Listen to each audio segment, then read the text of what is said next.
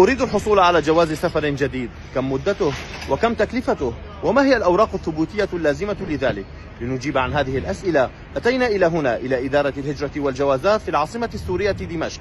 التقينا في المسؤولين وقالوا لنا فيما يتعلق بالمدة 6 سنوات ميلادية لجوازات السفر الجديدة سواء كانت للذكور أم الإناث.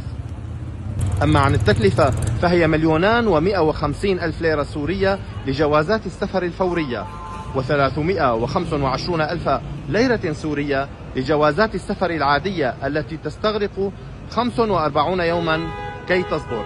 أما بالنسبة لجوازات السفر المستعجلة تكلفتها 450,000 ليرة سورية وتصدر بحد أقصى خلال 21 يوما. ولكن هناك سؤال مهم جدا، وهو هل أستطيع التقدم بطلب للحصول على جواز سفر جديد الآن؟ الجواب بحسب المسؤولين لا. لماذا؟ لأن هناك 50,000 طلب مسبق للحصول على جوازات سفر. تتم طباعة جوازات السفر الآن وتم طباعة 20,000 جواز سفر حتى الآن، وبقي 30,000. ستتم طباعة هذه الجوازات خلال أسبوع من الآن بحسب القائمين على إدارة الهجرة والجوازات، وبإمكان المواطنين داخل سوريا التقديم للحصول على جوازات سفر جديدة بعد 15 يوما من الآن.